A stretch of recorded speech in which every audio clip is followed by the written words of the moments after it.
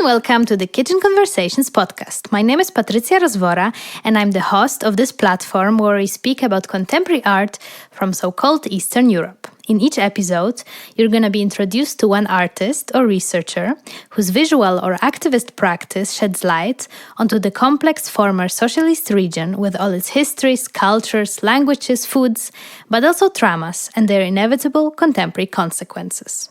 The podcast is a fully independent platform existing since May 2020. If you enjoy the monthly conversations, you can support me via Patreon or share the episode with your friends or via social channels. Mám pocit, že toho v životě můžu dokázat hodně, ale mám strach, jestli to neprofláknu. Učím se fotit. Chci být fotografka.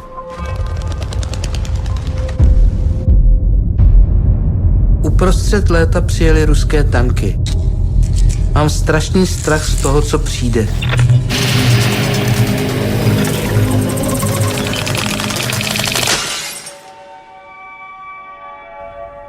Na umění teď stejně není vhodná doba, říká mi máma. Ale proč bych nemohla žít tak, jak já chci? Musím něco udělat. Welcome back, everyone.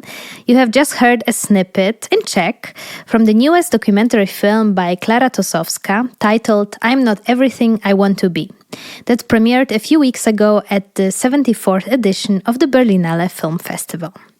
And today I'm talking to Libuše Jarcovjáková, whose analog photos and diary entries make up the film.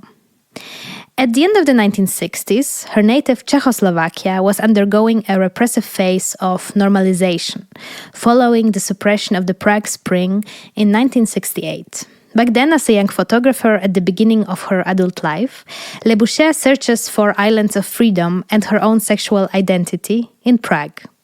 And just like today, her camera is her constant companion. If someone compares you to, says you are the Czech Nan Golden, what do you say? Are you frustrated or are you flattered? No, I am not frustrated. I can perfectly understand the people. On the other hand, it's a little bit easygoing comparison.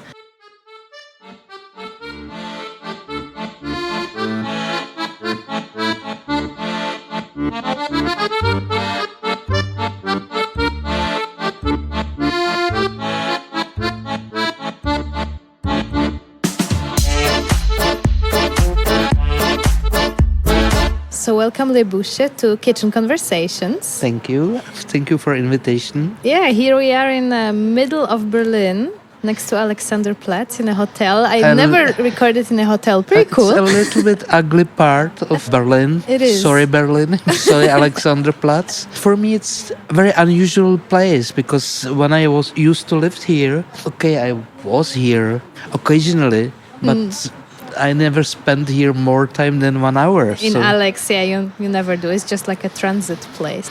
You're here because of the Berlinale. It's pretty busy. You are a co-creator of a film about your work made out of your photographs. We'll speak about it more. A film titled I Am Not Everything I Want to Be. Ještě nejsem kým chci být. The film is based on my photos. Before the final cut was over 70,000 photographers. It was one of my questions. Photos we worked with, and the final result is around 3,000 photos. And definitely I am inspiration for the film, and the co-creator in the sense film is made from the photos. And you are the main narrator, right? And it's your also story. The text was selected from my diaries. I kept from my childhood somehow. And how did you connect with the filmmaker? It was very funny because I have a big exhibition in Ireland 2019. After this came such a wave of interest, and everybody wanted to have some interview with me, and I met at that time several documentarists. They wanted to collaborate with me to prepare some movie about me, some documentary film, and I was really untouched. You didn't feel the connection with them. I didn't felt it's the right time, right person. It was difficult. It was somehow it was too much. And then came Czech TV. They wanted to prepare some small format like Medaillon or something like this. And Klára was supposed as director.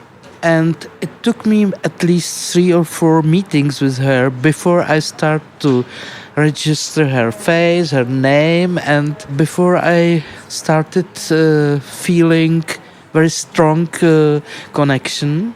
It was very beautiful moment because I opened her the door of my atelier. I let her to work with the raw material, both diaries and negatives. And it took around 4 or 5 years. The last 2 years, she and her editor, Sasha Kashev, they spent really, they worked like in fabric from 8 to 5 at least every day by editing the movie. I was very surprised when I saw how complex is the material for telling the story. The first moment, of course, you realize it's photographs. So it's almost like a slideshow of photographs, of course, in different paces. And you're surprised. We are not used to seeing a film in this format. But then so quickly you kind of get into that. And it's not anymore a strange thing. You're really following. It's almost actually nice to have like this a bit longer time to see one still image to then change to the next one. I thought it worked brilliantly. Regarding the rhythm, I think they did amazing work. Also with the music. With the music, it worked so well. It's contemporary music used for the photos from another time. Actually, some of photos are really old already, as well as I am, and it seems to be pretty much nowadays. Yeah, definitely. You can read it into current times. Both of your parents were artists? Yes. Painters? Painters, yes. But you became a photographer. How come? Through my father, because I am very happy I have had such father as I have. But he was so super critical, and trying to be a painter next to him was probably totally impossible.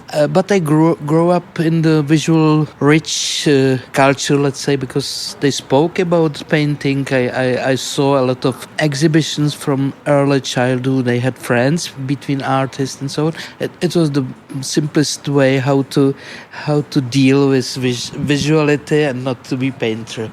So then you chose photography. Yes. Quite early at the beginning of the movie, I think you have a conversation with your mother, and she tells you it's not a good time to be an artist. How can an artist say that? What did she mean by that? I think she was. It illustrated very well her situation, because she was the only in our family who was able to make money.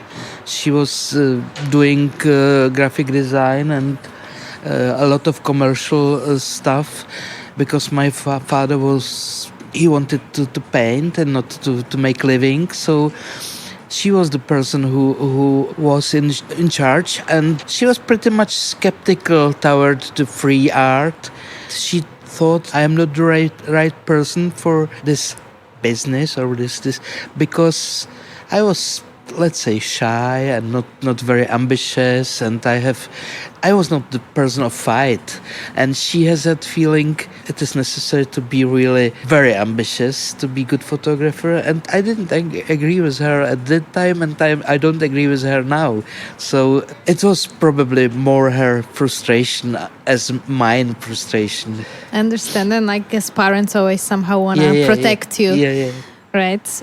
Yet you went for it, right? You just did. You photographed everywhere you went. You even have a camera now. I think you still take photos everywhere, right? Yes, I think that's I try. probably Yes. how you should be. I'm not sure if you should be, but I guess if you're a photographer, you can see it everywhere. So you should always have the tool with you. And I think you did a great job in that. Yeah, I think it's important. It's somehow part of my life. Okay, I am not working every day in same intensity. It's up and down, but still, it's for me very important to be ready somehow for capturing the important short stories or short moments, being contemporary in the middle of the life. It's important for me somehow. In the film, we see you also traveling, which I thought was quite surprising for knowing the reality of living under state socialism. It wasn't easy to travel, yet you managed to Not do at that. all. Not at all. It was really almost impossible. My first journey to Tokyo, it looks like I have had a schoolmate. She married a Japanese man. She moved to Tokyo and she invited me, and I didn't get the permit. We needed 2 permits actually at that time. One So we was are speaking about living in Czechoslovakia back then in the 78, 79. You needed to have permit for visa, and then you needed to have some money from the bank. And both was impossible for me. But then somebody gave me good advice. Write to the director of the bank and ask him that you want to make project in Japan, and you will see. And it has happened. I got very little money. I could buy very little money, something like $200. And then I got permit for 16 days, which was full 60 days of walking, watching, living. Okay, I was 25, spoke broken English, and have no fear somehow. It was so amazing, so beautiful. And when I came back, I knew this is the finito. I can't travel anymore. And it was for a few years okay. And then suddenly I saw, no, I am not able to stay here.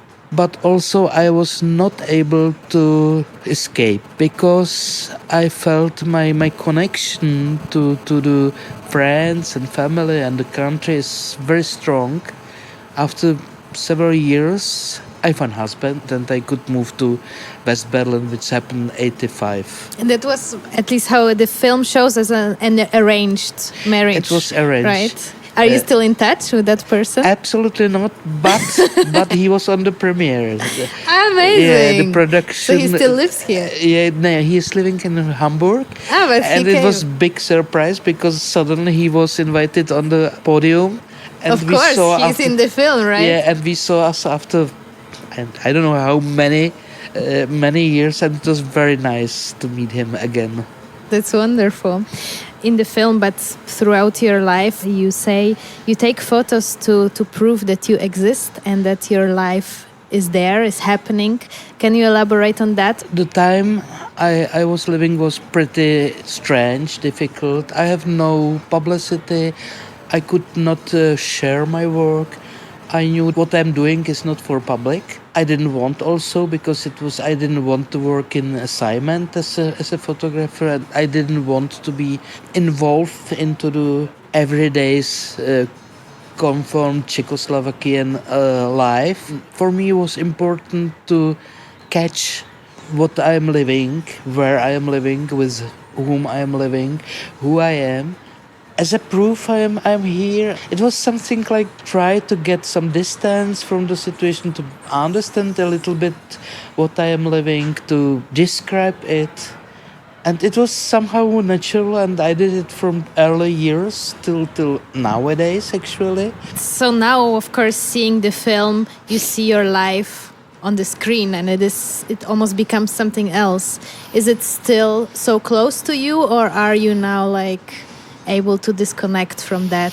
Partly it was necessary because, when you see your whole life from distance and you see it in the public space and you see the emotion which it brings to the audience, it's good to be a little bit outside of all this. And also we decided to working without any censorship, absolutely open. And you see so many young person who did so many stupid things and losing the way and up and downs and depression and everything. I'm living almost on the on other planet from that time. Yeah. A big part of your archive is showing queer communities, we would today say, of back then Czechoslovakia, which is, I think, a very valuable part of your work. Especially considered the communist reality back then. You're photographing the scene as being part of it. Your lens is not an observatory outside one, but it's your friends. And you photographed a lot in the tea club. In my memory, it's almost, the tea club is almost ideal place, yeah, because it was very... An island of freedom. Island of freedom, warm, a lot of friendship, a lot of laughter and a lot of funny stories. And of course there are also some behind stories, broken hearts. Dramas, of course. And so on. But when I came there for the first time and my friend Zdeněk brought me there, I saw something which I definitely needed to document. And it took me a long time. And especially a lot of vodka day after the day before I was accepted and before I have got access to people. They asked me to do photos, especially on some parties, and so colorful, so free, so warm. It was almost like family life. Yeah, was it special? It's the girl and boys are together. There are not only very young people, they are also sometimes it's somebody elder. I am really happy I have got this opportunity, and I spent there several years and many nights. And I'm happy it is something which is a little bit unusual because nobody expected that in this grey socialist country, a few steps from Wenceslav Square, you can find such a vivid place, sexual freedom, and you can be open somehow. What's happened now to the club? Is it still existing? It's closed. I think there is there are many other clubs, mostly divided for gays and lesbian, and I'm not visiting very much clubs, just only sometimes. Not anymore. No, this is the question of energy and everything. And, but I like one club in Prague, queer club, where you could be around 6 o'clock, drink some good drink and sit and write your notes. But I'm not ready to do any nightlife anymore. You were a photographer in a socialist country where, of course, we all know photography is often used for invigilating people, for observing people, for proving how their life doesn't go with the way the system wants them to live. I was pretty much outsider, and I was not in focus of secret police because I was really freak. Yeah, my society was very mixed between Roma people and Vietnamese and some ordinary workers in pubs. I have almost no ambition to be political. Even I was political, of course, but I was not engaged in any sense of word. I was always doing some odd job, and I didn't want anything from the regime. I have no children, so I couldn't be simply oppressed. I couldn't be simply blackmailed. My freedom was paid because I have got no advantages from the state. But you were left alone in that way. You could do your work. Yes. There were one or two try to get me for collaboration, but it was not possible with me. The Czechoslovakian society was pretty much open. When you came to any pub, the people spoke so openly, so openly against the regime, and everybody knew what's going on. The propaganda was over all us, but they were just words. Of course, there are many people. They lived their life in some compromise, and they were afraid, and they were, because of children, because of apartment they wanted to get also.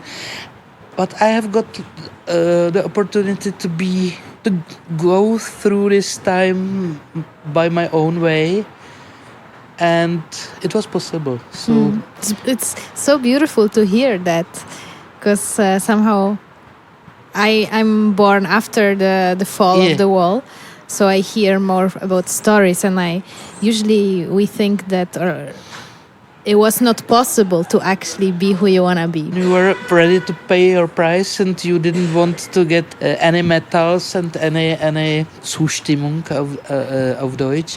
It was possible. Mm-hmm.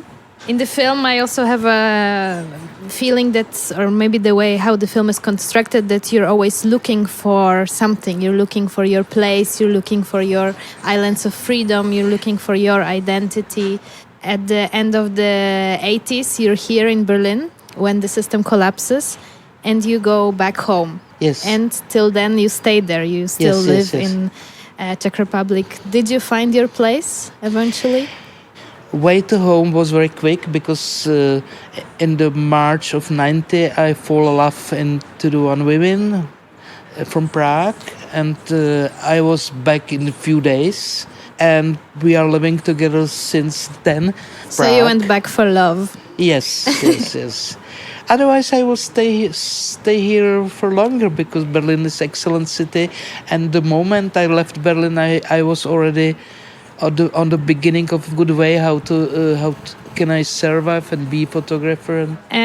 You at the beginning said I'm a photographer, but I'm also an educator, and I think it's a big part of your practice.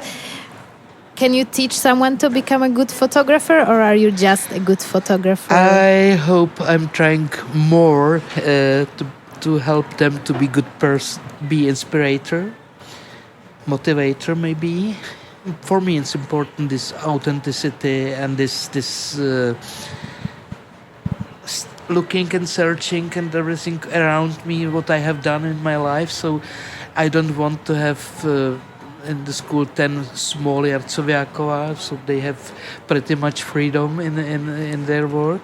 You know, I'm getting almost every day new impulses and new point of view and new music, and it's wonderful.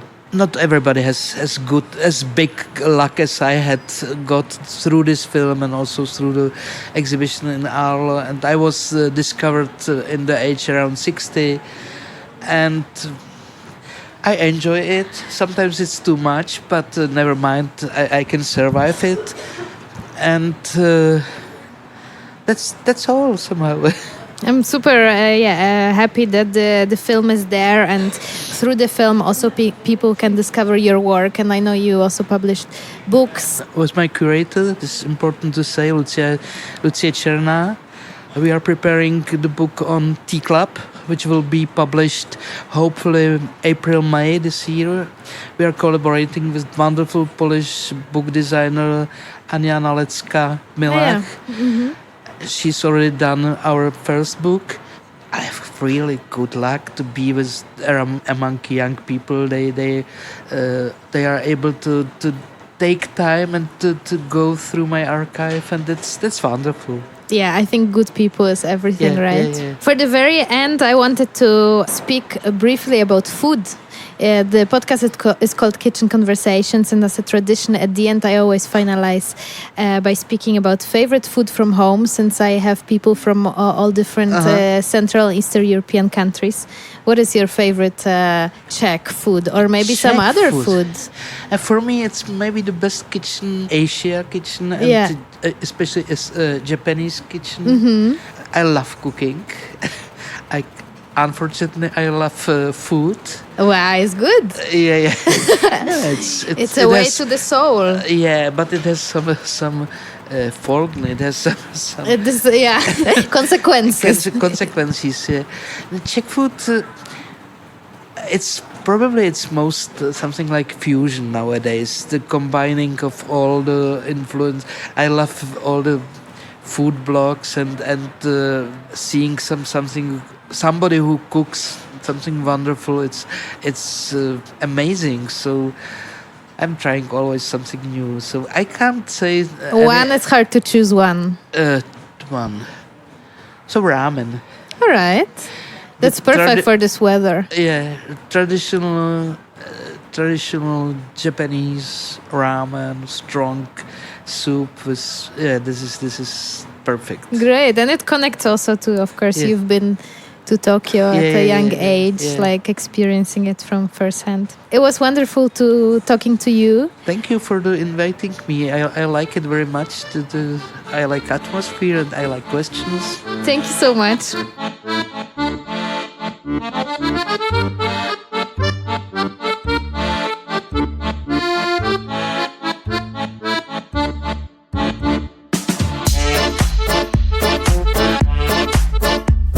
And this was it for today. Thank you for reaching till the end of this podcast episode. The next one is coming in 4 weeks, always on Monday. Please follow the podcast and leave a rating if you're listening on Spotify. There is 2 ways you can support the further development of this platform. Number 1 is to buy the Kitchen Conversations cookbook, homey recipes from artists that features home dishes from the first 17 guests who appeared on the podcast. And number 2 is to become a patron of Kitchen Conversations and support this platform with an amount of your choice that starts with $2.50 per month. More info you can find on patreon.com/kitchenconversations. In the meantime, take good care and we hear each other soon.